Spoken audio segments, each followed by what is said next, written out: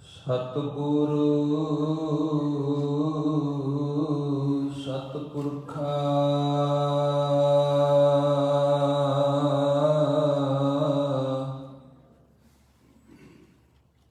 ਬਿਨੋ ਕਰੂੰ ਗੁਰ ਪਾਸੋ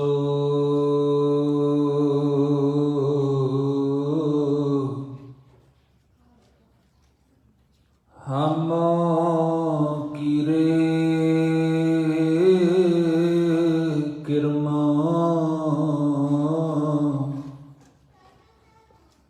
ਸਤਿਗੁਰ ਸ਼ਰਨਾਈ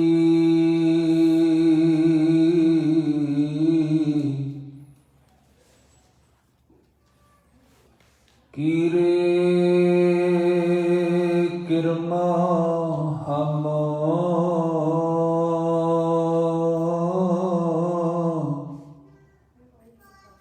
ਹਮ ਕੀਰੇ ਕਿਰਮਾ ਸਤਿਗੁਰ ਸ਼ਰਨਾਈ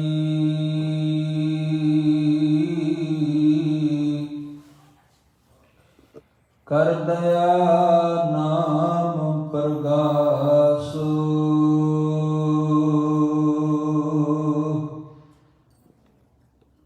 ਮੇਰੇ ਮੀਤੋ ਗੁਰਦੇਵ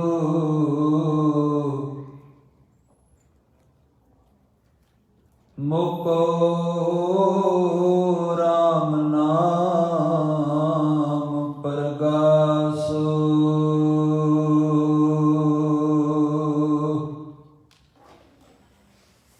ਮੇਰੇ ਮੀਤ ਗੁਰਦੇਵ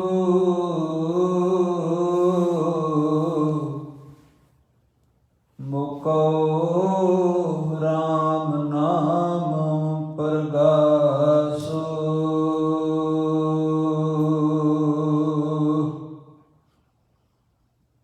ਬਲਿਹਾਰੀ ਗੁਰ ਆਪਣੇ ਦਿਉਹਾੜੀ ਸਦਵਾਰ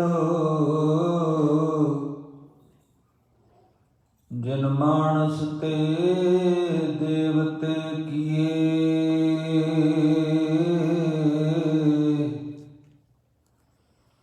ਕਰਤ ਨਾ ਲਾਗੀ ਬਾਰ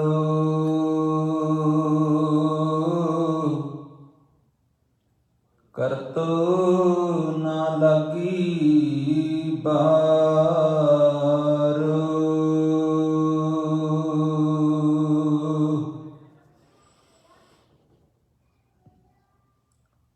ਸਦਾ ਸਦਾ ਬਖਸ਼ਿੰਦ ਜੁਗੋ ਜੁਗ ਅਟਲ ਗਿਆਨ ਦੇ ਸਾਗਰ ਮਿਹਰਬਾਨ ਸਤਿਗੁਰੂ ਲੋਕ ਤੇ ਪਰਲੋਕ ਦੇ ਮਾਲਕ ਸ਼ਬਦ ਅਵਤਾਰ ਸੱਚੇ ਸਤਿਗੁਰੂ ਗੁਰੂ ਗ੍ਰੰਥ ਸਾਹਿਬ ਮਹਾਰਾਜ ਸੱਚੇ ਪਾਤਸ਼ਾਹ ਜੀ ਦੇ ਹਜ਼ੂਰ ਸੱਚ ਬੈਠੇ ਵੱਡ ਭਾਗੇ ਸਤ ਸੰਗੀ ਜਨੋਂ ਜੈਸਾ ਕਿ ਆਪ ਨੂੰ ਪਤਾ ਹੈ ਕਿ ਅੱਜ ਸ਼ਹੀਦਾਂ ਦੇ ਸਰਤਾਜ ਸ਼ਾਂਤੀ ਦੇ ਪੁੰਜ ਮਿਹਰਬਾਨ ਸਤਿਗੁਰੂ ਗੁਰੂ ਅਰਜਨ ਸਾਹਿਬ ਸੱਚੇ ਪਾਤਸ਼ਾਹ ਮਹਾਰਾਜ ਦਾ ਗੁਰਤਾ ਗੱਦੀ ਪੁਰਬ ਹੈ। ਸਤਿਗੁਰੂ ਮਹਾਰਾਜ ਸਾਹਿਬ ਜੀ ਦੇ ਗੁਣ ਗਾਇਨ ਕਰੀਏ। ਸੱਚੇ ਪਾਤਸ਼ਾਹ ਮਹਾਰਾਜ ਗੁਰੂ ਅਰਜਨ ਸਾਹਿਬ ਸੱਚੇ ਪਾਤਸ਼ਾਹ ਪੰਜਵੇਂ ਗੁਰੂ ਨਾਨਕ ਪੰਜਵੇਂ ਗੁਰਦੇਵ ਜਿਨ੍ਹਾਂ ਦੀ ਬੜੀ ਵੱਡੀ ਵਡਿਆਈ ਹੈ, ਮਹਾਨਤਾ ਬਹੁਤ ਉੱਤਮ ਹੈ। ਤੁਸ਼ ਦੀ ਬੁੱਧੀ ਨਾਲ ਕੋਸ਼ਿਸ਼ ਕਰਦਾ ਆਪ ਜੀ ਦੇ ਸਨਮੁਖ ਸਾਹਿਬ ਦੀ ਵਡਿਆਈ ਜਿੰਨੀ ਹੋ ਸਕੇ ਆਪਾਂ ਸਾਂਝੀ ਕਰੀਏ। ਗਰੀਬ ਨਿਵਾਸ ਸੱਚੇ ਪਾਤਸ਼ਾਹ ਜੀ ਦੇ ਇਸ ਗੁਰਤਾ ਗੱਦੀ ਪੁਰਬ ਦੀਆਂ ਬਹੁਤ ਬਹੁਤ ਆਪ ਸੰਗਤਾਂ ਨੂੰ ਵਧਾਈਆਂ ਹੋਣ।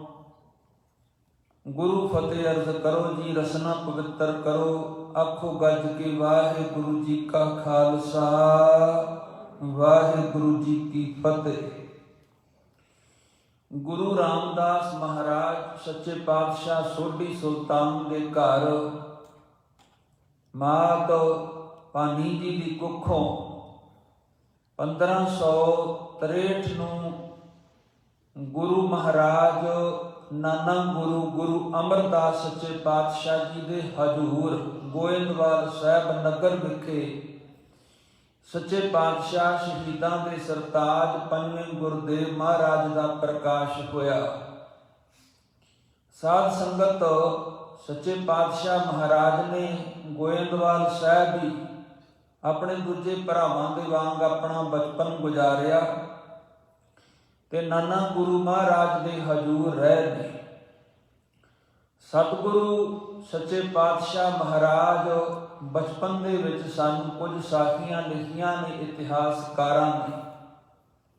ਜਿਵੇਂ ਇੱਕ ਦਿਨ ਰਿੜਦਿਆਂ ਗੁਰਤਾ ਗੱਦੀ ਉੱਤੇ ਜਾ ਕੇ ਬਹਿ ਗਏ ਤੇ ਨਾਨਾ ਗੁਰੂ ਭੱਲੇ ਅਮਰਦਾਸ ਗੁਣ ਤੇਰੀ ਉਪਮਾ ਤੋਹੇ ਬਣ ਆਵੈ।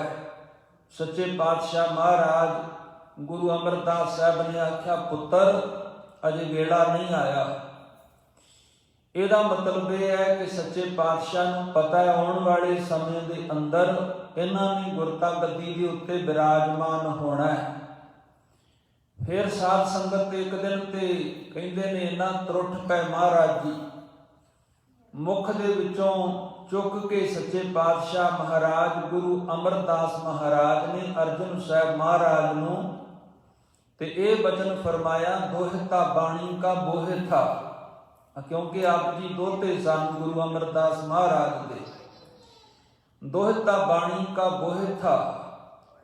ਇਸੇ ਕਰਕੇ ਮਹਾਰਾਜ ਦੇ ਜੇ ਸਾਧ ਸੰਗਤ ਇਤਿਹਾਸਕ ਦ੍ਰਿਸ਼ਟੀਕੋਣ ਤੋਂ ਦਰਸ਼ਨ ਕਰੀਏ, ਮਹਾਰਾਜ ਦੀ ਬਾਣੀ ਦੀ ਲਿਖਤ ਵੇਖੀਏ ਤੇ ਸੱਚੇ ਪਾਤਸ਼ਾਹ ਗੁਰੂ ਅਰਜਨ ਸਾਹਿਬ ਮਹਾਰਾਜ ਦੀਆਂ ਜਿਵੇਂ ਲੰਮੇਰੀਆਂ ਬਾਣੀਆਂ ਹਨ, ਸ਼ਾਂਤੀ ਦੇ ਪੁੰਜ ਦੀਆਂ, ਸ਼ਾਂਤੀ ਪ੍ਰਦਾਨ ਕਰਨ ਵਾਲੀਆਂ, ਰੂਹਾਨੀ ਜੀਵਨ ਦੇਣ ਵਾਲੀਆਂ ਬਾਣੀਆਂ, ਜਿਵੇਂ ਗੌੜੀ ਸੁਖਮਣੀ ਸਾਹਿਬ ਦੀ ਬਾਣੀ ਹੈ, ਇਸੇ ਤਰ੍ਹਾਂ 12 ਮਾਹਾਂ ਤੇ ਸਾਧ ਸੰਗਤ 52 ਅੱਖਰੀ ਦੀ ਬਾਣੀ ਹੈ। ਇਸ ਤੋਂ ਇਲਾਵਾ ਗਿਣਤੀ ਦੇ ਵਿੱਚ ਸਭ ਤੋਂ ਜ਼ਿਆਦਾ 2200 ਤੋਂ ਵੱਧ ਤੇ 30 ਰਾਗਾਂ ਦੇ ਅੰਦਰ ਗੁਰੂ ਅਰਜਨ ਸਾਹਿਬ ਮਹਾਰਾਜ ਸੱਚੇ ਪਾਤਸ਼ਾਹ ਦੀ ਬਾਣੀ ਹੈ। ਗੁਰੂ ਗ੍ਰੰਥ ਸਾਹਿਬ ਜੀ ਦੇ ਅੰਦਰ ਸਤਿਗੁਰੂ ਮਹਾਰਾਜ ਸੱਚੇ ਪਾਤਸ਼ਾਹ ਜਦੋਂ ਗੁਰੂ ਰਾਮਦਾਸ ਨੂੰ ਗੱਦੀ ਮਿਲੀ ਹੈ, ਆਪ ਜੀ ਦੇ ਸਤਿਕਾਰਯੋਗ ਪਿਤਾ ਜੀ ਨੂੰ, ਉਦੋਂ ਤੱਕ ਸਾਧ ਸੰਗਤ ਸਾਰਾ ਪਰਿਵਾਰ ਇੱਥੇ ਹੀ ਰਿਹਾ ਹੈ ਗੋਇੰਦਵਾਲ ਸਾਹਿਬ ਨਗਰ ਵਿਖੇ। ਜਦੋਂ ਗੁਰਤਾ ਗੱਦੀ ਪ੍ਰਾਪਤ ਹੋਈ ਹੈ ਗੁਰੂ ਰਾਮਦਾਸ ਮਹਾਰਾਜ ਨੂੰ, ਉਦੋਂ ਸਾਧ ਸੰਗਤ ਫਿਰ ਗੁਰੂ ਪਿਤਾ ਜੀ ਦੇ ਨਾਲ ਗੁਰੂ ਕੇ ਚੱਕ, ਜਿਹਨੂੰ ਅੰਮ੍ਰਿਤਸਰ ਨਗਰ ਬਾਅਦ ਵਿੱਚ ਨਾਂ ਦਿੱਤਾ ਗਿਆ, ਗੁਰੂ ਕਾ ਚੱਕ ਸੱਚੇ ਪਾਤਸ਼ਾਹ ਮਹਾਰਾਜ ਗੁਰੂ ਪਿਤਾ ਜੀ ਦੇ ਨਾਲ ਆ ਗਏ ਸਨ। ਇੱਥੇ ਸਤਿਗੁਰੂ ਮਹਾਰਾਜ ਦੇ ਹਜ਼ੂਰ, ਗੁਰੂ ਪਿਤਾ ਜੀ ਦੇ ਹਜ਼ੂਰ, ਗੁਰੂ ਰਾਮਦਾਸ ਮਹਾਰਾਜ ਜੀ ਦੇ ਹਜ਼ੂਰ ਬਹੁਤ ਤਤਪਰ ਹੋ ਕੇ ਸੇਵਾ ਕੀਤੀ ਹੈ। ਆਪਣਾ ਪਿਤਾ ਨਾ ਸਮਝਦਿਆਂ ਹੋਇਆਂ, ਬਲਕਿ ਦੀਨ ਦੁਨੀਆ ਦਾ ਵਾਲੀ ਤੇ ਪੂਰਨ ਸਤਿਗੁਰੂ ਸਮਝਦਿਆਂ ਹੋਇਆਂ ਗੁਰੂ ਅਰਜਨ ਸਾਹਿਬ ਮਹਾਰਾਜ ਸੱਚੇ ਪਾਤਸ਼ਾਹ ਗੁਰੂ ਰਾਮਦਾਸ ਮਹਾਰਾਜ ਦੀ ਸੇਵਾ ਵਿੱਚ ਲੱਗੇ ਰਹੇ। ਤੇ ਸਾਧ ਸੰਗਤ ਇਤਿਹਾਸਕਾਰ ਲਿਖਦੇ ਹਨ ਕਿ ਆਪ ਜੀ ਦੇ ਜਿਹੜੇ ਦੋ ਵੱਡੇ ਭਰਾ ਸਨ, ਬਾਬਾ ਪ੍ਰਿਥੀ ਚੰਦ ਤੇ ਸਾਧ ਸੰਗਤ ਬਾਬਾ ਮਹਾਦੇਵ ਜੀ। ਬਾਬਾ ਮਹਾਦੇਵ ਜੀ ਵਿਰਕਤ ਰਹਿੰਦੇ ਸਨ, ਵੈਰਾਗੀ ਸਨ। ਤੇ ਜਿਹੜੇ ਬਾਬਾ ਪ੍ਰਿਥੀ ਚੰਦ ਜੀ ਸਨ, ਉਹ ਬੜੀਆਂ ਭੁੰਤਰਾਂ ਕੱਢਣ ਵਾਲੇ ਸ਼ੈਤਾਨੀ ਬਿਰਤੀ ਦੇ ਮਾਲਕ ਸਨ, ਚਲਾਕ ਸਨ, ਹਰ ਵਕਤ ਚਾਲਬਾਜ਼ ਸਨ। ਇਸ ਲਈ ਚਾਲ ਦੇ ਉੱਤੇ ਧਿਆਨ ਰੱਖਦੇ ਸਨ। ਪਰ ਗੁਰੂ ਅਰਜਨ ਸਾਹਿਬ ਮਹਾਰਾਜ ਸੱਚੇ ਪਾਤਸ਼ਾਹ ਭੋਲੇ ਭਾਅ ਦੇ ਵਿੱਚ ਰਹਿੰਦਿਆਂ ਹੋਇਆਂ ਸੇਵਾ ਤੇ ਸਿਮਰਨ ਕਮਾਉਂਦੇ ਰਹੇ। ਇਸ ਤਰ੍ਹਾਂ ਨਾਲ ਗੁਰੂ ਅਰਜਨ ਸਾਹਿਬ ਮਹਾਰਾਜ ਗੁਰਤਾ ਗੱਦੀ ਦੇ ਮਾਲਕ ਸਨ, ਧੁਰ ਦਰਗਾਹੋਂ। ਪਰ ਸੰਗਤ ਨੂੰ ਯਕੀਨ ਦਿਵਾਉਣ ਵਾਸਤੇ ਤੇ ਆਪ ਜੀ ਦੇ ਵੱਡੇ ਭਰਾਵਾਂ ਨੂੰ ਯਕੀਨ ਦਿਵਾਉਣ ਵਾਸਤੇ ਤੇ ਦੂਸਰਾ ਗੁਰੂ ਮਹਾਰਾਜ ਦੇ ਘਰ ਦੀ ਜਿਹੜੀ ਪਰੰਪਰਾ ਹੈ ਉਹਦੇ ਮੁਤਾਬਕ ਗੁਰੂ ਰਾਮਦਾਸ ਮਹਾਰਾਜ ਨੇ ਆਪ ਜੀ ਦੀ ਪ੍ਰੀਖਿਆ ਲਈ ਹੈ। ਉਹ ਪ੍ਰੀਖਿਆ ਦਾ ਜ਼ਿਕਰ ਇਤਿਹਾਸਕਾਰਾਂ ਨੇ ਕੀਤਾ ਹੈ ਕਿ ਸਤਿਗੁਰੂ ਮਹਾਰਾਜ ਗੁਰੂ ਰਾਮਦਾਸ ਸੱਚੇ ਪਾਤਸ਼ਾਹ ਜੀ ਦੇ ਹਜ਼ੂਰ ਆਪ ਜੀ ਦੇ ਤਾਏ ਦੇ ਪੁੱਤ ਭਰਾ ਬਾਬਾ ਸਿਹਾਰੀ ਮੱਲ ਜੀ ਆਏ ਕਿ ਉਹਨਾਂ ਦੇ ਪੁੱਤਰ ਦਾ ਵਿਆਹ ਸੀ ਲਾਹੌਰ। ਉਹਨਾਂ ਨੇ ਆ ਕੇ ਬੇਨਤੀ ਕੀਤੀ, ਮਹਾਰਾਜ ਤੁਸੀਂ ਪੁੱਤਰ ਦੇ ਵਿਆਹ ਦੇ ਉੱਪਰ ਆਓ। ਤਾਏ ਦੇ ਪੁੱਤ ਭਰਾ ਸਨ ਤੇ ਸੱਚੇ ਪਾਤਸ਼ਾਹ ਮਹਾਰਾਜ ਨੇ ਕੁਝ ਮਜਬੂਰੀਆਂ ਦੱਸੀਆਂ। ਉਹਦੇ ਵਿੱਚੋਂ ਸਭ ਤੋਂ ਵੱਡੀ ਮਜਬੂਰੀ ਤੇ ਇਹ ਲਿਖੀ ਹੈ ਇਤਿਹਾਸਕਾਰਾਂ ਕਿ ਗੁਰੂ ਮਹਾਰਾਜ ਦੇ ਜਾਣ ਦੇ ਨਾਲ, ਵਿਆਹ ਦੇ ਵਿੱਚ ਸ਼ਮੂਲੀਅਤ ਕਰਨ ਦੇ ਨਾਲ ਸੰਗਤ ਨੇ ਬਹੁਤ ਵੱਡੀ ਗਿਣਤੀ ਦੇ ਅੰਦਰ ਇਕੱਤਰ ਹੋ ਜਾਣਾ ਸੀ ਤੇ ਵਿਆਹ ਦੇ ਕਾਰਜਾਂ ਦੇ ਅੰਦਰ ਵੱਡੀ ਗਿਣਤੀ ਵਿੱਚ ਸੰਗਤ ਨੂੰ ਸਾਂਭਣਾ ਵੀ ਬੜੀ ਮੁਸ਼ਕਲ ਗੱਲ ਹੈ। ਇਸ ਕਰਕੇ ਵਿਚਾਰ ਕਰਨ ਉਪਰੰਤ ਉਹਨਾਂ ਆਖਿਆ ਪੁੱਤਰ ਨੂੰ ਭੇਜ ਦਿਓ। ਤੇ ਗਰੀਬ ਨਵਾਜ ਗੁਰੂ ਰਾਮਦਾਸ ਸੱਚੇ ਪਾਤਸ਼ਾਹ ਨੇ ਫਿਰ ਆਪਣੇ ਵੱਡੇ ਪੁੱਤਰ ਬਾਬਾ ਪ੍ਰਿਥੀ ਮੱਲ ਜੀ ਹੋਰਾਂ ਨੂੰ ਸੱਦਿਆ ਤੇ ਸਾਧ ਸੰਗਤ ਜਿਸ ਵਕਤ ਉਹਨਾਂ ਨੂੰ ਆਖਿਆ ਵੀ ਤੁਸੀਂ ਵਿਆਹ ਦੇ ਉੱਪਰ ਜਾਣਾ ਹੈ ਤੇ ਆਪ ਨੂੰ ਪਤਾ ਸੀ ਕਿ ਗਰੀਬ ਨਵਾਜ ਗੁਰੂ ਰਾਮਦਾਸ ਸਾਡੇ ਪਿਤਾ ਜੀ ਨੇ ਸੰਸਾਰ ਤੋਂ ਹੁਣ ਛੇਤੀ ਚਲੇ ਜਾਣਾ ਹੈ ਤੇ ਮਾਇਆ ਦੇ ਵਿੱਚ ਇਹਨਾਂ ਦਾ ਧਿਆਨ ਸੀ। ਜਿਹੜੇ ਮਸੰਦ ਸਨ ਉਹਨਾਂ ਨੂੰ ਆਪਣੇ ਨਾਲ ਗੰਢਿਆ ਹੋਇਆ ਸੀ। ਗੁਰੂ ਘਰ ਦੇ ਪ੍ਰਬੰਧ ਦਾ, ਮਾਇਆ ਦਾ ਸਾਰਾ ਮੁਕੰਮਲ ਰੂਪ ਦੇ ਅੰਦਰ ਜਿਹੜਾ ਪ੍ਰਬੰਧ ਹੈ ਬਾਬਾ ਪ੍ਰਿਥੀ ਚੰਦ ਜੀ ਨੇ ਆਪਣੇ ਹੱਥਾਂ ਦੇ ਵਿੱਚ ਲਿਆ ਹੋਇਆ ਸੀ। ਇਸ ਤਰ੍ਹਾਂ ਨਾਲ ਉਹਨਾਂ ਨੇ ਨਾ ਕਰ ਦਿੱਤੀ, ਮੈਂ ਨਹੀਂ ਜਾਣਾ। ਤੇ ਬਾਬਾ ਜਿਸ ਵਕਤ ਮਹਾਦੇਵ ਜੀ ਹੋਰਾਂ ਨੂੰ ਆਖਿਆ ਤੇ ਸਾਧ ਸੰਗਤ ਤੋਂ ਗਰਕਤ ਸਨ, ਕਹਿੰਦੇ ਅਸੀਂ ਕੀ ਲੈਣਾ ਦੁਨੀਆਦਾਰੀ ਤੋਂ, ਉਹ ਵੀ ਨਾ ਕਰ ਦਿੱਤੀ। ਤੇ ਸਤਿਗੁਰੂ ਗੁਰੂ ਅਰਜਨ ਸਾਹਿਬ ਮਹਾਰਾਜ ਨੂੰ ਆਖਿਆ ਪੁੱਤਰ ਤੁਸੀਂ ਜਾਓ। ਤੇ ਗੁਰੂ ਮਹਾਰਾਜ ਦੇ ਬਚਨਾਂ ਨੂੰ ਉੱਤੇ ਫੁੱਲ ਚੜਾਉਂਦਿਆਂ ਹੋਇਆ ਗੁਰੂ ਮਹਾਰਾਜ ਗੁਰੂ ਪਿਤਾ ਜੀ ਦੇ ਸਨਮੁਖ ਸਤ ਬਚਨ ਆਖ ਕੇ ਆਪ ਜੀ ਦਾ ਕਿਹਾ ਹੋਇਆ ਬਚਨ ਸਿਰ ਮੱਥੇ ਪ੍ਰਵਾਨ ਕੀਤਾ, ਲਾਹੌਰ ਚਲੇ ਗਏ।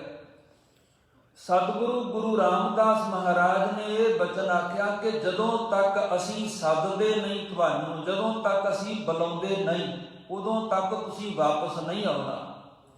ਇਸ ਕਰਕੇ ਵਿਆਹ ਦੇ ਕਾਰਜਾਂ ਦੀ ਸੰਪੰਨਤਾ ਤੋਂ ਬਾਅਦ ਉਹ ਜਗ੍ਹਾ ਦੇ ਉੱਪਰ ਜੋ ਬਣਿਆ ਹੋਇਆ ਸਾਧ ਸੰਗਤ ਧਰਮਸ਼ਾਲਾ, ਜਿੱਥੇ ਗੁਰੂ ਰਾਮਦਾਸ ਮਹਾਰਾਜ ਜੀ ਦਾ ਪ੍ਰਕਾਸ਼ ਹੋਇਆ, ਚੂਨਾ ਮੰਡੀ ਲਾਹੌਰ, ਉਹ ਜਗ੍ਹਾ ਦੇ ਉੱਤੇ ਸੱਚੇ ਪਾਤਸ਼ਾਹ ਮਹਾਰਾਜ ਨਾਮ ਜਪਣ ਵਾਸਤੇ ਚਲੇ ਗਏ ਤੇ ਧਰਮ ਦੇ ਪ੍ਰਚਾਰ ਨੂੰ ਆਪਣੇ ਹੱਥਾਂ ਵਿੱਚ ਲੈ ਕੇ ਬਹੁਤ ਲੰਮਾ ਸਮਾਂ ਇੱਥੇ ਰਹਿ ਕੇ ਗੁਰੂ ਅਰਜਨ ਸਾਹਿਬ ਸੱਚੇ ਪਾਤਸ਼ਾਹ ਮਹਾਰਾਜ ਸੇਵਾ ਕਰਦੇ ਰਹੇ। ਮਨ ਵਿੱਚ ਬੜਾ ਵੈਰਾਗ ਆਇਆ। ਗੁਰੂ ਰਾਮਦਾਸ ਮਹਾਰਾਜ ਦੇ ਦਰਸ਼ਨਾਂ ਲਈ ਮਨ ਬੇਬਲ ਹੋ ਉੱਠਿਆ ਤੇ ਲਿਖਦੇ ਹਨ ਇਤਿਹਾਸਕਾਰ, ਜ਼ਿਕਰ ਆਉਂਦਾ ਇਸ ਗੱਲ ਦਾ ਕਿ ਆਪ ਨੇ ਚਿੱਠੀਆਂ ਲਿਖੀਆਂ। ਉਹ ਗੱਲ ਵੱਖਰੀ ਹੈ ਕਿ ਜਿਹੜੀਆਂ ਚਿੱਠੀਆਂ ਸਨ ਉਹਨਾਂ ਦੇ 2 ਜਾਂ 3 ਹਿੱਸੇ ਅੱਗੋਂ ਬਾਬਾ ਪ੍ਰਿਥੀ ਚੰਦ ਨੇ ਆਪਣੇ ਹੱਥਾਂ ਵਿੱਚ ਲੈ ਲਏ। ਇਹ ਚਿੱਠੀਆਂ ਗੁਰੂ ਰਾਮਦਾਸ ਮਹਾਰਾਜ ਤੱਕ ਨਹੀਂ ਪੁੱਜੀਆਂ। ਆਖਰ ਨੂੰ ਇੱਕ ਅੰਕ ਜਿਹੜਾ ਅਖੀਰਲਾ ਅੰਕ ਕਿਹਾ ਜਾਂਦਾ ਹੈ ਉਹ ਗੁਰੂ ਰਾਮਦਾਸ ਮਹਾਰਾਜ ਜੀ ਦੇ ਹੱਥਾਂ ਵਿੱਚ ਸੇਵਾਦਾਰ ਨੇ ਜਾ ਕੇ ਦਿੱਤਾ ਹੈ। ਮਹਾਰਾਜ ਸੱਚੇ ਪਾਤਸ਼ਾਹ ਜੀ ਨੇ ਉਸ ਵਕਤ ਪ੍ਰਿਥੀ ਚੰਦ ਨੂੰ ਝਾੜ ਪਾਈ ਹੈ ਤੇ ਬਾਬਾ ਬੁੱਢਾ ਸਾਹਿਬ ਇਤਿਆਦਿਕ ਜਿਹੜੇ ਸ਼ਰਧਾਲੂ ਸਿੱਖ ਸਨ ਉਹਨਾਂ ਨੂੰ ਹੁਕਮ ਕੀਤਾ ਹੈ ਕਿ ਜਾਓ ਤੁਸੀਂ ਸਾਹਿਬਜ਼ਾਦਾ ਜੀ ਨੂੰ ਲੈ ਕੇ ਆਓ। ਇਸ ਤਰ੍ਹਾਂ ਨਾਲ ਬਾਬਾ ਬੁੱਢਾ ਸਾਹਿਬ ਤੇ ਕੁਝ ਹੋਰ ਹਜੂਰੀਏ ਪਤਵੰਤੇ ਗੁਰੂ ਮਹਾਰਾਜ ਦੇ ਸੇਵਕ ਗਏ ਲਾਹੌਰ ਤੇ ਗੁਰੂ ਅਰਜਨ ਸਾਹਿਬ ਮਹਾਰਾਜ ਸੱਚੇ ਪਾਤਸ਼ਾਹ ਜੀ ਨੂੰ ਵਾਪਸ ਲੈ ਕੇ ਆਏ ਬੜੇ ਸਤਿਕਾਰ ਨਾਲ, ਬੜੇ ਅਦਬ ਦੇ ਸਹਿਤ। ਸੱਚੇ ਪਾਤਸ਼ਾਹ ਮਹਾਰਾਜ ਨੂੰ 1581 ਈਸਵੀ ਨੂੰ ਸਤਿਗੁਰੂ ਗੁਰੂ ਰਾਮਦਾਸ ਮਹਾਰਾਜ ਨੇ ਸਾਧ ਸੰਗਤ ਗੋਇੰਦਵਾਲ ਨਗਰ ਵਿਖੇ ਆ ਕੇ ਗੁਰਤਾ ਗੱਦੀ ਦਿੱਤੀ ਹੈ। ਜਦੋਂ ਗੁਰਤਾ ਗੱਦੀ ਦਿੱਤੀ ਗੁਰੂ ਅਰਜਨ ਸਾਹਿਬ ਮਹਾਰਾਜ ਸੱਚੇ ਪਾਤਸ਼ਾਹ ਨੂੰ ਗੋਇੰਦਵਾਲ ਨਗਰ, ਉਹਨਾਂ ਦਿਨਾਂ ਦੀ ਗੱਲ ਹੈ। ਇਤਿਹਾਸਕਾਰਾਂ ਨੇ ਆਖਿਆ ਕਿ ਸੱਚੇ ਪਾਤਸ਼ਾਹ ਦੀ ਉਮਰ ਤਕਰੀਬਨ ਉਦੋਂ 18 ਸਾਲ। ਜਦੋਂ ਕੁਝ ਗੁਰੂ ਘਰ ਦੇ ਜਿਹੜੇ ਪ੍ਰੇਮੀ ਬਣ ਗਏ, ਜਿਹੜੇ ਸੱਜਣ ਸਨ, ਪ੍ਰੇਮੀ ਸਨ, ਰੱਬ ਦੀ ਢੂੰਡ ਦੇ ਵਿੱਚ ਸਨ, ਪਰਮਾਤਮਾ ਦੀ ਭਾਲ ਦੇ ਵਿੱਚ ਸਨ, ਉਹ ਸਾਧ ਸੰਗਤ ਬ੍ਰਾਹਮਣ ਜਾਤ ਨਾਲ ਸੰਬੰਧ ਰੱਖਦੇ ਸਨ। ਭੱਟ ਜਿਨ੍ਹਾਂ ਦੀ ਗਿਣਤੀ 11 ਹੈ, ਉਹ ਮਹਾਰਾਜ ਦੇ ਘਰ ਦੇ ਵਿੱਚ ਆਏ ਨੇ। ਤੇ ਕੁਝ ਇਤਿਹਾਸਕਾਰਾਂ ਤੇ ਵੀ ਲਿਖਿਆ ਵੀ ਸੱਚੇ ਪਾਤਸ਼ਾਹ ਜੀ ਦੀ ਚੜ੍ਹਦੀ ਜਵਾਨੀ ਦੀ ਉਮਰ ਨੂੰ ਵੇਖ ਕੇ ਉਹਨਾਂ ਨੇ ਆਖ ਦਿੱਤਾ, ਮਹਾਰਾਜ ਅਸੀਂ ਤੇ ਰੱਬ ਨੂੰ ਲੱਭਣ ਵਾਸਤੇ ਆਏ ਹਾਂ, ਰੱਬ ਦੀ ਪ੍ਰਾਪਤੀ ਸਾਡੀ ਜ਼ਿੰਦਗੀ ਦਾ ਮਨੋਰਥ ਹੈ। ਇਹ ਸਤਿਗੁਰੂ ਮਹਾਰਾਜ ਨੇ ਸਾਧ ਸੰਗਤ ਚਰਨ ਪੌਲ ਦਿੱਤੀ, ਅੰਮ੍ਰਿਤ ਦਿੱਤਾ। ਚਰਨ ਪੌਲ ਦਾ ਮਤਲਬ ਅੰਮ੍ਰਿਤ ਹੈ, ਕਿਉਂਕਿ ਜਿਹੜਾ ਚਰਨ ਪੌਲ ਹੈ ਇਹ 9 ਪਾਤਸ਼ਾਹੀਆਂ ਤੱਕ ਰਿਹਾ। ਫਿਰ 1699 ਦੀ ਵਿਸਾਖੀ ਵਾਲੇ ਦਿਨ ਧੰਨ ਗੁਰੂ ਕਲਗੀਧਰ ਪਿਤਾ ਮਹਾਰਾਜ ਨੇ ਚਰਨ ਪੌਲ ਨੂੰ ਖੰਡੇ ਬਾਟੇ ਦੀ ਪੌਲ ਵਿੱਚ ਬਦਲ ਦਿੱਤਾ। ਜਦੋਂ ਇਹ ਚਰਨ ਪੌਲ ਦਿੱਤਾ ਹੈ ਤੇ ਐਸੀ ਕਿਰਪਾ ਉਹਨਾਂ ਦੇ ਉੱਪਰ ਹੋ ਗਈ, ਉਹਨਾਂ ਦਾ ਧਿਆਨ ਟਿਕ ਗਿਆ, ਉਹਨਾਂ ਦਾ ਮਨ ਥਿਰ ਹੋ ਗਿਆ। ਤੇ ਗਰੀਬ ਨਵਾਜ ਦੀ ਕਿਰਪਾ ਦੇ ਸਦਕਾ ਜਿਸ ਪ੍ਰਾਪਤੀ ਦੇ ਵਾਸਤੇ ਦਰਬਦਰ ਫਿਰ ਰਹੇ ਸਨ, ਉਹ ਸਾਧ ਸੰਗਤ ਉੱਚੇ ਸੁੱਚੇ ਆਤਮਿਕ ਜੀਵਨ ਦੀ ਉਹਨਾਂ ਨੂੰ ਪ੍ਰਾਪਤੀ ਹੋ ਗਈ। ਉਹਨਾਂ ਨੇ ਭੱਟਾਂ ਨੇ ਜਦੋਂ ਗਰੀਬ ਨਵਾਜ ਗੱਦੀ ਦੇ ਉੱਤੇ ਬੈਠੇ ਹਨ, ਗੁਰੂ ਮਹਾਰਾਜ ਦੀ ਉਸਤਤ ਵਿੱਚ ਕੁਝ ਬਚਨ ਆਖੇ ਨੇ ਭੱਟਾਂ ਨੇ। ਸੱਚੇ ਪਾਤਸ਼ਾਹ ਗੁਰੂ ਅਰਜਨ ਸਾਹਿਬ ਮਹਾਰਾਜ ਦੇ ਬਾਬਤ ਭੱਟ ਜੀ ਲਿਖਦੇ ਹਨ, ਅੰਤ ਨ ਪਾਵਤ ਦੇਵ ਸਭੈ ਮਨ ਇੰਦਰ ਮਹਾ ਸ਼ਿਵ ਜੋਗ ਕਰੀ। ਜਿਹੜੇ ਭੱਟ ਜੀ ਕਹਿੰਦੇ ਹਨ, ਅੰਤ ਨ ਪਾਵਤ ਦੇਵ ਸਭੈ, ਕੋਈ ਦੇਵੀ ਕੋਈ ਦੇਵਤਾ ਗੁਰੂ ਅਰਜਨ ਸਾਹਿਬ ਮਹਾਰਾਜ ਤੁਹਾਡਾ ਅੰਤ ਨਹੀਂ ਪਾ ਸਕਦਾ। ਦੁਨੀਆ ਦੇ ਅੰਦਰ ਤੇ ਸਵਰਗ ਲੋਕ ਦੇ ਵਿੱਚ ਕੋਈ ਐਸਾ ਦੇਵੀ ਦੇਵਤਾ ਨਹੀਂ। ਤੇ ਇਸ ਤੋਂ ਇਲਾਵਾ ਮੁਨ ਇੰਦਰ ਜਿਹੜਾ ਮੁਨੀ ਹੋਇਆ ਇੰਦਰ ਦੇਵਤਾ, ਤੇ ਮਹਾ ਸ਼ਿਵ ਜੋਗ ਕਰੀ ਜਿਹੜਾ ਸ਼ਿਵ ਜੀ ਹੈ ਨਾ, ਜਿਹਦੇ ਤੋਂ ਜੋਗ ਆਰੰਭ ਹੋਇਆ, ਜੋਗ ਸਾਧਨਾ, ਵੱਡਾ ਜੋਗੀ ਸ਼ਿਵ ਜੀ, ਉਹਨੇ ਵੀ ਬੜੇ ਲੰਮਾ ਸਮਾਂ ਤਰਾਟਕ ਲਾਇਆ, ਜੋਗ ਸਿੱਧੀਆਂ ਕੀਤੀਆਂ, ਉਹਨੇ ਵੀ ਅੰਤ ਨਹੀਂ ਪਾਇਆ। ਗੁਰੂ ਅਰਜਨ ਸਾਹਿਬ ਮਹਾਰਾਜ ਜੀ ਤੁਹਾਡਾ ਇੰਦਰ ਦੇਵਤਾ ਵੀ ਅੰਤ ਨਹੀਂ ਪਾ ਸਕਦਾ। ਫੋਨ ਵੇਦ ਬਿਰੰਚ ਵਿਚਾਰ ਰਹਿਓ, ਜਾਪ ਨਾ ਛੱਡੋ ਏਕ ਕਰੀ। ਤੇ ਜਿਹੜਾ ਸਾਧ ਸੰਗਤ ਲਿਖਦੇ ਹਨ, ਬ੍ਰਹਮਾ ਜਿਹਨੇ ਵੇਦਾਂ ਦੀ ਵਿਚਾਰ ਲਿਖੀ ਹੈ, ਵੇਦਾਂ ਨੂੰ ਵਿਚਾਰਨ ਵਾਲਾ, ਉਹ ਲਗਾਤਾਰ ਜਾਪ ਦੇ ਵਿੱਚ ਲੱਗਾ ਰਿਹਾ। ਫਿਰ ਅੱਗੇ ਬਚਨ ਲਿਖਿਆ ਕਿ ਸੱਚੇ ਪਾਤਸ਼ਾਹ ਮਹਾਰਾਜ ਮਥੁਰਾ ਜਨ ਕੋ ਪ੍ਰਭ ਦੀਨ ਦਿਆਲ ਹੈ। ਮਥੁਰਾ ਭੱਟ ਲਿਖਦਾ ਕਿ ਗਰੀਬ ਨਵਾਜ ਤੁਸੀਂ ਦੀਨਾਂ ਉੱਤੇ ਦਇਆ ਕਰਨ ਵਾਲੇ ਹੋ। ਸਭ ਸੰਗਤ ਸ੍ਰਿਸ਼ਟ ਨਿਹਾਲ ਕਰੀ, ਸਾਰੀ ਸੰਗਤ ਨੂੰ ਤੁਸਾਂ ਨੇ ਨਿਹਾਲ ਕਰ ਦਿੱਤਾ। ਮਥੁਰਾ ਜਨ ਕੋ ਪ੍ਰਭ ਦੀਨ ਦਿਆਲ ਹੈ, ਸੰਗਤ ਸ੍ਰਿਸ਼ਟ ਨਿਹਾਲ ਕਰੀ। ਰਾਮਦਾਸ ਗੁਰੂ ਜਗ ਤਾਰਨ ਕੋ, ਰਾਮਦਾਸ ਗੁਰੂ ਜਗ ਤਾਰਨ ਕੋ, ਗੁਰਜੋਤ ਅਰਜੁਨ ਮਾਹਿ ਧਰੀ। ਸੰਸਾਰ ਨੂੰ ਤਾਰਨ ਵਾਸਤੇ ਗੁਰੂ ਰਾਮਦਾਸ ਮਹਾਰਾਜ ਨੇ ਜਿਹੜੀ ਗੁਰੂ ਜੋਤ ਹੈ, ਗੁਰੂ ਇੱਕ ਜੋਤ ਹੈ। ਜਿਹੜਾ ਸਾਧ ਸੰਗਤ ਸਰੀਰ ਦਾ ਨਾਂ ਹੈ ਉਹ ਨਾਨਕ ਸਾਹਿਬ ਹੈ, ਜਿਹੜਾ ਸਰੀਰ ਦਾ ਨਾਂ ਹੈ ਉਹ ਅਰਜਨ ਸਾਹਿਬ ਹੈ, ਜਿਹੜਾ ਸਰੀਰ ਦਾ ਨਾਂ ਹੈ ਉਹਦਾ ਨਾਂ ਰਾਮਦਾਸ ਹੈ। ਪਰ ਜਿਹੜੀ ਅੰਦਰ ਜੋਤ ਹੈ, ਜਿਹੜੀ ਅੰਦਰ ਸੱਤਾ ਹੈ, ਅੰਦਰ ਜਿਹੜੀ ਸ਼ਕਤੀ ਹੈ ਬਹੁਤ ਵੱਡੀ, ਉਹਦਾ ਨਾਮ ਗੁਰੂ ਹੈ। ਜੋਤ ਹੈ ਗੁਰੂ। ਗੁਰੂ ਮਹਾਰਾਜ ਦੇ ਅੰਦਰ ਜੋਤ ਟਿਕਾ ਦਿੱਤੀ ਹੈ ਸੰਸਾਰ ਨੂੰ ਧੰਨ ਧੰਨ ਕਰਨ ਵਾਸਤੇ, ਨਿਹਾਲ ਕਰਨ ਵਾਸਤੇ। ਅੱਗੇ ਭੱਟਾਂ ਨੇ ਬਚਨ ਲਿਖਿਆ ਹੈ, ਜਬ ਲੋ ਨਹੀਂ ਭਾਗ ਲਿਲਾਰ ਉਦੈ, ਤਬ ਲੋ ਭਰਮ ਤੇ ਫਿਰਦੇ ਬਹੁਤਾਇਓ। ਕਲ ਘੋਰ ਸਮੁੰਦਰ ਮੈਂ ਬੂੜਤ ਥੇ, ਕਬਹੂ ਮਿਟ ਹੈ ਨਹੀਂ ਰੇ ਪਛਤਾਇਓ। ਕਲ ਘੋਰ ਸਮੁੰਦਰ ਮੈਂ ਬੂੜਤ ਥੇ, ਕਬਹੂ ਮਿਟ ਹੈ ਨਹੀਂ ਰੇ ਪਛਤਾਇਓ। ਤਤ ਵਿਚਾਰ ਯਹ ਮਥੁਰਾ, ਤਤ ਵਿਚਾਰ ਯਹ ਮਥੁਰਾ, ਜਗ ਤਾਰਨ ਕੋ ਅਵਤਾਰ ਬਣਾਇਓ। ਇਹ ਅੱਗੇ ਕਹਿੰਦੇ, ਜਪਿਓ ਜਿਨ ਅਰਜਨ ਦੇਵ ਗੁਰੂ, ਜਪਿਓ ਜਿਨ ਅਰਜਨ ਦੇਵ ਗੁਰੂ, ਜਪਿਓ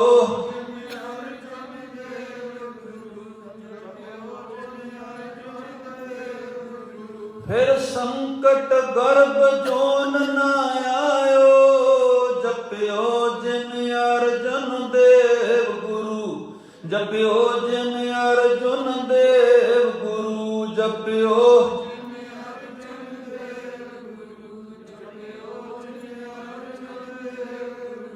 ਗੁਰੂ ਅਰਜਨ ਸਾਹਿਬ ਮਹਾਰਾਜ ਸੱਚੇ ਪਾਤਸ਼ਾਹ ਜੀ ਨੇ ਤੁਹਾਡਾ ਨਾਮ ਲਿਆ, ਫਿਰ ਸੰਕਟ ਗਰਭ ਜੋਨ ਨਾ ਆਇਓ। ਉਹਦਾ ਤੁਸੀਂ ਜਨਮ ਮਰਨ ਕੱਟ ਦਿੱਤਾ। ਤੁਸੀਂ ਇੰਨੀ ਵੱਡੀ ਸਮਰੱਥਾ ਦੇ ਮਾਲਕ ਹੋ। ਸਾਧ ਸੰਗਤ ਇਸ ਕਰਕੇ ਇਹੀ ਕਹਿਣਾ ਸ਼ੋਭਦਾ ਹੈ ਵੀ ਸੱਚੇ ਪਾਤਸ਼ਾਹ ਤੁਸੀਂ ਧੰਨ ਹੋ, ਤੁਹਾਡੀ ਵਡਿਆਈ ਧੰਨ ਹੈ, ਤੁਹਾਡੀ ਮਹਿਮਾ ਧੰਨ ਹੈ। ਧੰਨ ਹੈ, ਧੰਨ ਹੈ, ਧੰਨ ਹੈ ਗੁਰੂ ਅਰਜਨ ਸਾਹਿਬ ਜੀ, ਧੰਨ ਹੈ, ਧੰਨ ਹੈ, ਧੰਨ ਹੈ।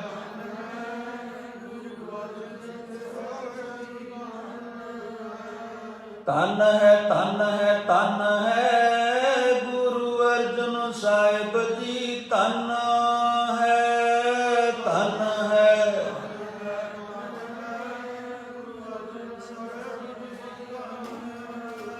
ਸੱਚੇ ਪਾਤਸ਼ਾਹ ਮਹਾਰਾਜ ਗੁਰਤਾ ਗੱਦੀ ਦੇ ਉੱਤੇ ਬਿਰਾਜਮਾਨ ਜਦੋਂ ਹੋਏ ਤੇ ਸਾਧ ਸੰਗਤ ਪ੍ਰਿਥੀ ਚੰਦ ਆਪ ਜੀ ਦੇ ਵੱਡੇ ਭਰਾ ਨੇ ਬਹੁਤ ਵੱਡਾ ਕਲੇਸ਼ ਕੀਤਾ, ਰੌਲਾ ਪਾਇਆ। ਧੰਨ ਗੁਰੂ ਰਾਮਦਾਸ ਮਹਾਰਾਜ ਨੇ ਤੇ ਬ੍ਰਹਮ ਗਿਆਨੀ ਬਾਬਾ ਬੁੱਢਾ ਸਾਹਿਬ ਨੇ ਬੜਾ ਸਮਝਾਇਆ ਤੇ ਵਾਰ-ਵਾਰ ਸਮਝਾਉਣ ਦੇ ਬਾਵਜੂਦ ਵੀ ਜਦੋਂ ਕਲੇਸ਼ ਨਾ ਕਰਨੋਂ ਹਟਿਆ ਬਾਬਾ ਪ੍ਰਿਥੀ ਚੰਦ, ਤੇ ਜ਼ਿਕਰ ਹੈ ਇਸ ਗੱਲ ਦਾ ਕਿ ਗੁਰੂ ਰਾਮਦਾਸ ਮਹਾਰਾਜ ਨੇ ਆਖਿਆ ਤੂੰ ਤੇ ਮੀਣਾ ਹੈ, ਤੇ ਸਾਧ ਸੰਗਤ ਇਹ ਵੀ ਮੁੱਖ ਦੇ ਵਿੱਚੋਂ ਆਖਿਆ ਵੀ ਤੂੰ ਸਾਡੇ ਮੱਥੇ ਨਾ ਲੱਗੀ। ਸਤਿਗੁਰੂ ਮਹਾਰਾਜ ਸੱਚੇ ਪਾਤਸ਼ਾਹ ਗੁਰੂ ਰਾਮਦਾਸ ਜੀ ਸੱਚਖੰਡ ਪਿਆਨਾ ਕਰ ਗਏ। ਜੋਤ ਆਪਣੀ ਗੁਰੂ ਅਰਜਨ ਸਾਹਿਬ ਮਹਾਰਾਜ ਜੀ ਦੇ ਅੰਦਰ ਛੱਡ ਗਏ। ਗੁਰੂ ਜੋਤ ਗੁਰੂ ਅਰਜਨ ਸਾਹਿਬ ਜੀ ਦੇ ਅੰਦਰ ਬਿਰਾਜਮਾਨ ਹੋ ਗਈ। ਗੁਰੂ ਮਹਾਰਾਜ ਪੰਜਵੇਂ ਗੁਰੂ ਨਾਨਕ ਸਾਹਿਬ ਨਿਰੰਕਾਰੀ ਸਾਹਿਬ, ਗੁਰੂ ਦਾਤਾ ਸਾਹਿਬ, ਗੁਰੂ ਮਿਹਰਬਾਨ ਸਾਹਿਬ, ਫਿਰ ਗੋਇੰਦਵਾਲ ਸਾਹਿਬ ਤੋਂ ਚੱਲ ਕੇ ਅੰਮ੍ਰਿਤਸਰ ਸਾਹਿਬ ਆ ਗਏ। ਇੱਥੇ ਸਾਧ ਸੰਗਤ ਬਾਬਾ ਪ੍ਰਿਥੀ ਚੰਦ ਜਿਹੜਾ ਬਹੁਤ ਵੱਡੀਆਂ ਉਹਨੇ ਫਿਰ ਚਾਲਾਂ ਚੱਲੀਆਂ। ਇਹ ਸਾਧ ਸੰਗਤ ਜਿਹੜੀਆਂ ਮੁਸਲਮਾਨਾਂ ਹਰਕਤਾਂ, ਕ੍ਰਿਮੀਨਲ ਹਰਕਤਾਂ ਜਿਹੜੀਆਂ ਸਾਨੂੰ ਉਹਨਾਂ ਤੋਂ ਬਾਜ ਨਾ ਆਇਆ, ਹਟਿਆ ਨਾ, ਤੇ ਇਸ ਦੇ ਦੌਰਾਨ ਉਹਨੇ ਕੀ ਕੀਤਾ, ਜਿਹੜੀਆਂ ਸੰਗਤਾਂ ਹੁੰਦੀਆਂ ਸਨ ਮਸੰਦਾਂ ਨੂੰ ਆਪਣੇ ਕਾਬੂ ਦੇ ਵਿੱਚ ਕਰਕੇ ਉਹਨਾਂ ਦੇ ਕੋਲੋਂ ਜਿਹੜੀਆਂ ਭੇਟਾਵਾਂ ਸਨ ਉਹਨਾਂ ਨੂੰ ਆਪ ਹਥਿਆਉਣ ਲੱਗ ਪਿਆ। ਨਤੀਜੇ ਵਜੋਂ ਗੁਰੂ ਕੇ ਲੰਗਰ ਮਸਤਾਨੇ ਹੋ ਗਏ ਸਨ। ਕਈ ਵਾਰ ਜ਼ਿਕਰ ਹੁੰਦਾ ਹੈ ਮਾਤਾ ਜੀ ਤੇ ਧੰਨ ਗੁਰੂ ਅਰਜਨ ਸਾਹਿਬ ਸੱਚੇ ਪਾਤਸ਼ਾਹ ਮਹਾਰਾਜ ਭੁੱਖੇ ਹੀ ਸੌਂਦੇ ਸਨ। ਸਤਿਗੁਰੂ ਮਹਾਰਾਜ ਸੱਚੇ ਪਾਤਸ਼ਾਹ ਜੀ ਦੇ ਹਜ਼ੂਰ ਭਾਈ ਗੁਰਦਾਸ ਸਾਹਿਬ ਜੀ ਆਏ, ਆਗਰੇ ਗਏ ਹੋਏ ਸਨ ਪ੍ਰਚਾਰ ਦੇ ਦੌਰਾਨ, ਪ੍ਰਚਾਰ ਸੇਵਾ ਦੇ ਦੌਰਾਨ ਆਗਰੇ ਗਏ ਹੋਏ ਸਨ। ਜਦੋਂ ਵਾਪਸ ਆਏ ਆ ਕੇ ਗੁਰੂ ਕੇ ਮਸਤਾਨੇ ਹੋਏ ਲੰਗਰ ਵੇਖੇ ਤੇ ਸਾਧ ਸੰਗਤ ਜਿਹੜੀ ਜਗ੍ਹਾ ਗੁਰਦੁਆਰਾ ਸਾਹਿਬ ਪਿਪਲੀ ਸਾਹਿਬ ਹੈ ਨਾ, ਇਸ ਜਗ੍ਹਾ ਦੇ ਉੱਤੇ ਭਾਈ ਗੁਰਦਾਸ ਸਾਹਿਬ ਜੀ ਤੇ ਬਾਬਾ ਬੁੱਢਾ ਸਾਹਿਬ ਜੀ ਬਹਿੰਦੇ ਰਹੇ। ਉੱਥੇ ਬੈਠਣ ਦਾ ਮਤਲਬ ਇਹ ਹੈ ਭਾਈ ਗੁਰਦਾਸ ਜੀ ਨੇ ਆਪਣੇ ਨਾਲ ਜਿਹੜੇ ਪਤਵੰਤੇ ਹਜ਼ੂਰੀਏ ਸਿੱਖ ਸਨ ਉਹਨਾਂ ਨੂੰ ਲਿਆ, ਜਿਨ੍ਹਾਂ ਦੇ ਵਿੱਚ ਭਾਈ ਸਾਲੋ ਜੀ, ਧੰਨ ਧੰਨ ਬਾਬਾ ਬੁੱਢਾ ਸਾਹਿਬ ਜੀ, ਭਾਈ ਪੈੜਾ ਜੀ, ਭਾਈ ਗੁਰੀਆ ਜੀ ਤੇ ਸਾਧ ਸੰਗਤ ਭਾਈ ਜੇਠਾ ਜੀ ਇਤਿਆਦਿਕ ਇਹਨਾਂ ਸਿੱਖਾਂ ਨੂੰ ਲੈ ਕੇ ਜਦੋਂ ਸੰਗਤਾਂ ਆਉਂਦੀਆਂ ਸਨ ਤੇ ਉਹਨਾਂ ਨੂੰ ਰਾਹ ਦੇ ਵਿੱਚ ਅੱਗੋਂ ਹੋ ਕੇ ਮਿਲਣਾ ਤੇ ਸੰਗਤ ਨੂੰ ਸਚਾਈ ਤੋਂ ਜਾਣੂ ਕਰਾਉਣਾ ਤੇ ਜਿਹੜੀਆਂ ਗੁਰੂ ਕੀ ਭੇਟਾ ਉਹ ਗੁਰੂ ਮਹਾਰਾਜ ਦੇ ਹਜ਼ੂਰ ਲਿਆ ਕੇ ਰੱਖਣੀ। ਇਸ ਤਰ੍ਹਾਂ ਨਾਲ ਇਹ ਬੜੀਆਂ ਵੱਡੀਆਂ ਸੇਵਾਵਾਂ ਹੋਈਆਂ, ਲੰਗਰ ਚੱਲਣ ਲੱਗ ਪਏ, ਗਹਿਮਾ ਗਹਿਮ ਹੋ ਗਈ। ਇਹ ਜਿਹੜਾ ਵਿਤਕਰਾ ਹੈ ਨਾ, ਇਹਦੇ ਤੋਂ ਦੂਰ ਜਾਣਾ ਚਾਹੁੰਦੇ ਸਨ ਮਹਾਰਾਜ ਜੀ। ਇਸ ਕਰਕੇ ਕੁਝ ਸਮਾਂ ਗੁਰੂ ਗਰੀਬ ਨਿਵਾਸ ਸੱਚੇ ਪਾਤਸ਼ਾਹ ਅੰਮ੍ਰਿਤਸਰ ਸਾਹਿਬ ਨੂੰ ਛੱਡ ਕੇ ਵਡਾਲੀ ਚਲੇ ਗਏ। ਜਿਹੜੀ ਗੁਰੂ ਕੀ ਵਡਾਲੀ ਹੈ, ਇੱਥੇ ਮਹਾਰਾਜ ਕੁਝ ਸਮਾਂ ਰਹੇ ਨੇ। ਧੰਨ ਗੁਰੂ ਅਰਜਨ ਸਾਹਿਬ ਸੱਚੇ ਪਾਤਸ਼ਾਹ ਮਹਾਰਾਜ ਇੱਥੇ ਗਰੀਬ ਨਵਾਜ ਦੇ ਹਜ਼ੂਰ ਕੌਤਕ ਵਰਤਿਆ, ਜਿਹਦੇ ਬਾਬਤ ਲਿਖਿਆ ਭਾਈ ਗੁਰਦਾਸ ਸਾਹਿਬ ਜੀ ਨੇ ਕਿ ਦਲ ਪੰਜਨ ਗੁਰ ਸੂਰਮਾ ਵੱਡ ਜੋਤਾ ਬਹੁ ਪਾਰੇ ਉਪਕਾਰੀ। ਧੰਨ ਗੁਰੂ ਹਰਗੋਬਿੰਦ ਸਾਹਿਬ ਮਹਾਰਾਜ ਜੀ ਦਾ ਇੱਥੇ ਪ੍ਰਕਾਸ਼ ਹੋਇਆ। ਜਦੋਂ ਗੁਰੂ ਮਹਾਰਾਜ ਦੇ ਘਰ ਵਿੱਚ ਸਾਹਿਬਜ਼ਾਦੇ ਦਾ ਪ੍ਰਕਾਸ਼ ਹੋਇਆ ਤੇ ਬਾਬਾ ਪ੍ਰਿਥੀ ਚੰਦ ਦੀ ਜਿਹੜੀਆਂ ਆਸਾਂ ਸਨ, ਜਿਹੜੀਆਂ ਉਹਦੀਆਂ ਚਾਲਾਂ ਸਨ, ਜੋ ਸੋਚਦਾ ਸੀ ਕਿ ਆਉਣ ਵਾਲੇ ਸਮੇਂ ਅੰਦਰ ਚਲੋ ਮੈਨੂੰ ਨਾ ਸਹੀ ਮੇਰੇ ਪੁੱਤ ਮਿਹਰਬਾਨ ਨੂੰ ਗੱਦੀ ਮਿਲੇਗੀ, ਇਹ ਅਸਾਂ ਉੱਤੇ ਪਾਣੀ ਫਿਰ ਗਿਆ। ਇੰਨਾ ਗਿਰਿਆ ਹੋਇਆ, ਇੰਨੀ ਸਾਧ ਸੰਗਤ ਨੀਚ ਹਰਕਤਾਂ ਦਾ ਮਾਲਕ ਸੀ, ਏਡੀ ਇਹਦੀ ਮਾੜੀ ਸੋਚ ਸੀ ਕਿ ਇਹਨੇ ਗੁਰੂ ਹਰਗੋਬਿੰਦ ਸਾਹਿਬ ਮਹਾਰਾਜ ਦੇ ਉੱਪਰ ਬਚਪਨ ਦੇ ਉੱਤੇ ਜਾਨਲੇਵਾ 6-7 ਹਮਲੇ ਘੱਟੋ ਘੱਟ ਜਿਨ੍ਹਾਂ ਦਾ ਜ਼ਿਕਰ ਇਤਿਹਾਸਕਾਰਾਂ ਕੀਤਾ ਹੈ, ਉਹ ਸਾਧ ਸੰਗਤ ਕੀਤੇ ਨੇ ਵੱਖਰੇ ਵੱਖਰੇ ਤਰ੍ਹਾਂ ਦੇ ਨਾਲ। ਸਤਿਗੁਰੂ ਮਹਾਰਾਜ ਸੱਚੇ ਪਾਤਸ਼ਾਹ ਜੀ ਨੇ ਹਰਗੋਬਿੰਦ ਸਾਹਿਬ ਮਹਾਰਾਜ ਸੱਚੇ ਪਾਤਸ਼ਾਹ ਜੀ ਦੇ ਪ੍ਰਕਾਸ਼ ਦੇ ਵੇਲੇ ਖੁਸ਼ੀ ਦੇ ਅੰਦਰ ਸਾਧ ਸੰਗਤ ਕੁਝ ਨਗਰ ਵਸਾਏ, ਜਿਵੇਂ ਕਰਤਾਰਪੁਰ ਨਗਰ ਗੁਰੂ ਅਰਜਨ ਸਾਹਿਬ ਮਹਾਰਾਜ ਸੱਚੇ ਪਾਤਸ਼ਾਹ ਨੇ ਵਸਾਇਆ ਹੈ। ਇਸੇ ਤਰ੍ਹਾਂ ਨਾਲ ਜਲੰਧਰ ਜਿਹੜਾ ਕਰਤਾਰਪੁਰ ਨਗਰ ਹੈ, ਇਸੇ ਤਰ੍ਹਾਂ ਸਾਧ ਸੰਗਤ ਜਿਹੜਾ ਗੁਰਦੁਆਰਾ ਸਾਹਿਬ ਛੇਹਰਟਾ ਸਾਹਿਬ ਹੈ, ਛੇਹਰਟਾ ਸਾਹਿਬ ਦਾ ਮਤਲਬ ਇੱਥੇ 6 ਹੱਟਾਂ ਵਾਲਾ ਖੂਹ, ਇਹ ਇਲਾਕੇ ਦੇ ਅੰਦਰ ਪਾਣੀ ਦੀ ਥੁੜ ਨੂੰ ਦੂਰ ਕਰਦਿਆਂ ਹੋਇਆ 2-2 ਹੱਟਾਂ ਵਾਲੇ ਤੇ ਖੂਹ ਸਨ। ਸਾਧ ਸੰਗਤ 1 ਹੱਟ ਵਾਲੇ ਵੀ ਖੂਹ ਆਮ ਸਨ, ਪਰ ਏਡਾ ਵੱਡਾ ਖੂਹ ਜਿਹਦੇ ਵਿੱਚ 6 ਹੱਟਾਂ ਇੱਕੇ ਵਾਰਾਂ ਚੱਲਦੀਆਂ ਨੇ, ਬੜਾ ਵੱਡਾ ਪਾਣੀ ਦਾ ਸੋਮਾ, ਇਹ ਮਹਾਰਾਜ ਸੱਚੇ ਪਾਤਸ਼ਾਹ ਜੀ ਨੇ ਲਵਾਇਆ। ਇਹ ਜਗ੍ਹਾ ਦਾ ਨਾਂ ਅੱਜ ਵੀ ਪ੍ਰਸਿੱਧ ਹੈ, ਛੇਹਰਟਾ ਸਾਹਿਬ। ਇਸੇ ਤਰ੍ਹਾਂ ਨਾਲ ਬਿਆਸਾ ਦੇ ਕੰਢੇ ਜ਼ਿਲ੍ਹਾ ਗੁਰਦਾਸਪੁਰ ਦੇ ਅੰਦਰ ਹਰਗੋਬਿੰਦਪੁਰਾ ਨਗਰ ਵਸਾਇਆ ਸੱਚੇ ਪਾਤਸ਼ਾਹ ਮਹਾਰਾਜ ਨੇ। ਇਹ ਜਿਹੜਾ ਨਗਰ ਹੈ ਇਹ ਫਿਰ ਗੁਰੂ ਹਰਗੋਬਿੰਦ ਸਾਹਿਬ ਮਹਾਰਾਜ ਜੀ ਦੇ ਵੇਲੇ ਭੋਗ ਵਸਿਆ ਹੈ। ਸਾਧ ਸੰਗਤ ਜਿਹੜਾ ਅੰਮ੍ਰਿਤਸਰ ਨਗਰ ਹੈ, ਇਹਦੇ ਵਿੱਚ ਜਿਹੜਾ ਸਰੋਵਰ ਹੈ ਉਹਨੂੰ ਉਹਦਾ ਟੱਕ ਜਿਹੜਾ ਲਾਇਆ ਗੁਰੂ ਰਾਮਦਾਸ ਮਹਾਰਾਜ ਨੇ ਲਾਇਆ ਸੀ। ਖੁਦਵਾਈ ਹੋ ਗਈ ਸੀ, ਕੱਚਾ ਸੀ ਇਹ ਸਰੋਵਰ, ਪਰ ਇਹ ਜਿਹੜਾ ਸਰੋਵਰ ਸਾਹਿਬ ਹੈ ਇਸੇ ਤਰ੍ਹਾਂ ਸੰਤੋਖਸਰ ਸਰੋਵਰ ਸਾਹਿਬ, ਇਹ ਜਿਹੜੇ ਸਰੋਵਰ ਨੇ ਇਹਨਾਂ ਨੂੰ ਪੱਕੇ ਕਰਨ ਦਾ ਜਿਹੜਾ ਉਦਮ ਹੈ ਇਹ ਗੁਰੂ ਅਰਜਨ ਸਾਹਿਬ ਮਹਾਰਾਜ ਸੱਚੇ ਪਾਤਸ਼ਾਹ ਵੇਲੇ ਹੋਇਆ ਹੈ। ਗੁਰੂ ਅਰਜਨ ਸਾਹਿਬ ਮਹਾਰਾਜ ਜੀ ਨੇ ਜਿਨ੍ਹਾਂ ਨੇ ਹਰਿਮੰਦਰ ਸਾਹਿਬ ਜੀ ਦਾ ਢਾਂਚਾ, ਇਹ ਕਿਸੇ ਤੋਂ ਸਾਧ ਸੰਗਤ ਨਕਸ਼ਾ ਨਹੀਂ ਮਹਾਰਾਜ ਨੇ ਬਣਵਾਇਆ, ਇਹ ਗਰੀਬ ਨਵਾਜ ਧੰਨ ਗੁਰੂ ਅਰਜਨ ਸਾਹਿਬ ਮਹਾਰਾਜ ਸੱਚੇ ਪਾਤਸ਼ਾਹ ਜੀ ਦਾ ਆਪਣੀ ਦੇਣ ਹੈ ਸੰਸਾਰ ਨੂੰ। ਇੱਥੋਂ ਦਾ ਢਾਂਚਾ, ਇਹ ਜਿਹੜੀ ਇਮਾਰਤ ਹੈ, ਇਹ ਸਾਧ ਸੰਗਤ ਜਿਹੜਾ ਸੁੰਦਰ ਢਾਂਚਾ ਹੈ, ਇਹ ਮੇਰਾ ਆਪਣਾ ਮੰਨਣਾ ਵੀ ਗੁਰੂ ਅਰਜਨ ਸਾਹਿਬ ਨੇ ਦੁਨੀਆ ਦੇ ਵਿੱਚ ਇਉਂ ਪ੍ਰਗਟ ਕੀਤਾ ਵੀ ਜਿਵੇਂ ਸੱਚਖੰਡ ਤੋਂ ਲਿਆ ਕੇ ਨਕਸ਼ਾ ਪ੍ਰਗਟ ਕੀਤਾ ਹੋਵੇ। ਇਸ ਤਰ੍ਹਾਂ ਨਾਲ ਸਾਧ ਸੰਗਤ ਗਰੀਬ ਨਵਾਜ਼ ਸੱਚੇ ਪਾਤਸ਼ਾਹ ਨੇ ਹੋਰ ਵੀ ਕੁਝ ਸਥਾਨ ਵਸਾਏ ਹਨ। ਤਰਨਤਾਰਨ ਸਾਹਿਬ ਬੜਾ ਵੱਡਾ ਸਰੋਵਰ, ਇਹ ਜਿਹੜਾ ਸਾਧ ਸੰਗਤ ਤਰਨਤਾਰਨ ਸਰੋਵਰ ਹੈ ਕੁਸ਼ਟ ਦੇ ਰੋਗੀਆਂ ਨੂੰ ਦੂਰ ਕਰਨ ਵਾਸਤੇ ਸਰੋਵਰ ਬਣਾਇਆ। ਇਹ ਗੱਲ ਤੇ ਭਾਈ ਸਾਹਿਬ ਭਾਈ ਵੀਰ ਸਿੰਘ ਵੀ ਮੰਨਦੇ ਨੇ ਵੀ ਚਮੜੀ ਦਾ ਕਿਸੇ ਵੀ ਤਰ੍ਹਾਂ ਦਾ ਰੋਗ ਹੋਵੇ, ਇੱਥੋਂ ਦੇ ਸਰੋਵਰ ਵਿੱਚ ਸ਼ਰਧਾ ਨਾਲ, ਕਿਉਂਕਿ ਇਹਨੂੰ ਦੁੱਖ ਨਿਵਾਰਨ ਵੀ ਕਿਹਾ ਜਾਂਦਾ ਸੀ, ਸ਼ਰਧਾ ਨਾਲ ਇਸ਼ਨਾਨ ਕਰਨ ਦੇ ਸਦਕਾ ਕਿਸੇ ਵੀ ਤਰ੍ਹਾਂ ਦਾ ਚਮੜੇ ਦਾ ਰੋਗ ਹੋਵੇ। ਭਾਈ ਸਾਹਿਬ ਭਾਈ ਵੀਰ ਸਿੰਘ ਜੀ ਹੋਰਾਂ ਦਾ ਵੀ ਕਥਨ ਹੈ ਤੇ ਉਹਨਾਂ ਨੇ ਇੱਕ ਜਗ੍ਹਾ ਇਉਂ ਵੀ ਜ਼ਿਕਰ ਕੀਤਾ ਗੁਰਮੁਖ ਸਿੱਖਿਆ ਕਿਤਾਬ ਦੇ ਵਿੱਚ ਵੀ ਇੱਕ ਵਾਰ ਸਾਡੇ ਦੱਦਰ ਹੋ ਗਏ। ਭਾਈ ਸਾਹਿਬ ਜੀ ਕਹਿੰਦੇ ਸਰੋਵਰ ਵਿੱਚ ਇਸ਼ਨਾਨ ਕਰ ਰਹੇ ਸਨ ਤਰਨਤਾਰਨ ਸਾਹਿਬ, ਤੇ ਮਨ ਵਿੱਚ ਖਿਆਲ ਆਇਆ ਤੇ ਬੜੇ ਚਾਅ ਦੇ ਨਾਲ ਸਰੋਵਰ ਦਾ ਜਲ ਚੁੱਕ ਕੇ ਦੁੱਦਰ ਦੇ ਉੱਤੇ ਲਾਇਆ। ਅਗਲੇ ਦਿਨ ਵੇਖਿਆ ਉਹ ਦੁੱਦਰ ਖਤਮ ਹੋ ਚੁੱਕੀ ਸੀ। ਸਾਧ ਸੰਗਤ ਦੁੱਖ ਨਿਵਾਰਨ ਸਾਹਿਬ ਇਸ ਤਰ੍ਹਾਂ ਨਾਲ ਰੀਸ ਕੀਤੀ ਪ੍ਰਤੀ ਚੰਦ ਨੇ। ਜਦੋਂ ਇਹ ਅੰਮ੍ਰਿਤਸਰ ਨਗਰ ਵਸਿਆ, ਹਰਿਮੰਦਰ ਸਾਹਿਬ ਬਣਿਆ, ਅੰਮ੍ਰਿਤਸਰ ਸਰੋਵਰ, ਇਹਦੀ ਰੀਸ ਵਿੱਚ 14-15 ਮੀਲ ਦੀ ਦੂਰੀ ਦੇ ਉੱਤੇ ਹੇਰੀ ਇਹਨੇ ਸਾਧ ਸੰਗਤ ਹੇਰਾ ਨਗਰ ਦੇ ਅੰਦਰ ਸਰੋਵਰ ਬਣਾਇਆ ਤੇ ਇਸੇ ਤਰ੍ਹਾਂ ਨਾਲ ਹਰਿਮੰਦਰ ਸਾਹਿਬ ਵੀ ਬਣਾ ਧਰਿਆ। ਤੇ ਜਿਹੜਾ ਇਹ ਪਵਿੱਤਰ ਸਥਾਨ ਦੁੱਖ ਨਿਵਾਰਨ ਸਾਹਿਬ ਦੇ ਨਾਂ ਨਾਲ ਪ੍ਰਸਿੱਧ ਤਰਨਤਾਰਨ ਸਾਹਿਬ, ਇਹਦੀ ਦੂਰੀ ਤੋਂ 3 ਮੀਲ ਦੀ ਦੂਰੀ ਦੇ ਉੱਤੇ ਅੰਮ੍ਰਿਤਸਰ ਸਾਹਿਬ ਵੱਲ ਨੂੰ ਇਹਨੇ ਆਪਣਾ ਇੱਕ ਵੱਖਰਾ ਦੁੱਖ ਨਿਵਾਰਨ ਬਣਾ ਧਰਿਆ ਸੀ। ਉਹ ਵੱਖਰੀ ਗੱਲ ਹੈ ਵੀ ਚਾਲਾਂ ਚੱਲਦਾ ਰਿਹਾ ਪਰ ਮਨਸੂਬਿਆਂ ਦੇ ਵਿੱਚ ਕਾਮਯਾਬ ਨਾ ਹੋ ਸਕਿਆ। ਧੰਨ ਗੁਰੂ ਅਰਜਨ ਸਾਹਿਬ ਮਹਾਰਾਜ ਸੱਚੇ ਪਾਤਸ਼ਾਹ ਜੀ ਦੀ ਸ਼ੋਭਾ ਬਹੁਤ ਵੱਡੀ ਹੈ, ਵੱਡੀਆਂ ਵਡਿਆਈਆਂ ਦੇ ਮਾਲਕ ਨੇ। ਉਹਨਾਂ ਦਾ ਅੱਜ ਸਾਧ ਸੰਗਤ ਗੁਰਤਾ ਗੱਦੀ ਦਿਵਸ ਹੈ। ਇਸ ਸ਼ੁਭ ਅਵਸਰ ਤੇ ਫਿਰ ਤੋਂ ਆਪ ਸਮੂਹ ਗੁਰੂ ਨਾਨਕ ਨਾਮ ਲੇਵਾ ਸੰਗਤਾਂ ਨੂੰ ਬਹੁਤ ਬਹੁਤ ਵਧਾਈਆਂ ਹੋਣ। ਗੁਰੂ ਅਰਜਨ ਸਾਹਿਬ ਮਹਾਰਾਜ ਸੱਚੇ ਪਾਤਸ਼ਾਹ ਤਰਸ ਕਰਕੇ ਆਪਣੀਆਂ ਸੰਗਤਾਂ ਦੇ ਅੰਦਰ ਹੋਰ ਜ਼ਿਆਦਾ ਸ਼ਰਧਾ ਤੇ ਗਰੀਬ ਨਵਾਜ਼ ਸੱਚੇ ਪਾਤਸ਼ਾਹ ਜੀ ਨਾਮ ਸਿਮਰਨ ਦੀਆਂ ਦਾਤਾਂ ਭਰ ਦੇਣ। ਆਪਣੇ ਚਰਨੀ ਲਾਉਣ ਮਹਾਰਾਜ ਆਪੇ ਤਰਸ ਕਰਕੇ ਬਖਸ਼ ਲੈਣ। ਇਹੀ ਅਰਦਾਸ ਬੇਨਤੀ ਕਰਦਿਆਂ ਹੋਇਆਂ ਬਹੁਤ ਹੋਈਆਂ ਬੇਅੰਤ ਭੁੱਲਾਂ ਲਈ ਖਿਮਾ ਦਾ ਚਾਚਕਾ। ਹੁਣ ਆਪ ਜੀ ਦੇ ਸਨਮੁਖ ਭਾਈ ਪ੍ਰਿਥੀਪਾਲ ਸਿੰਘ ਜੀ ਲੁਧਿਆਣੇ ਵਾਲੇ ਗੁਰੂ ਮਹਾਰਾਜ ਦੇ ਰਾਗੀ ਸਿੰਘ, ਆਓ ਜੀ ਉਹਨਾਂ ਪਾਸੋਂ ਸਾਹਿਬਾਂ ਦੀ ਬਾਣੀ ਦਾ ਹਰ ਜਸ ਕੀਰਤਨ ਸਰਵਣ ਕਰੀਏ। ਭੁੱਲ ਚੁੱਕ ਲਈ ਖਿਮਾ। ਵਾਹਿਗੁਰੂ ਜੀ ਕਾ ਖਾਲਸਾ, ਵਾਹਿਗੁਰੂ ਜੀ ਕੀ ਫਤਿਹ।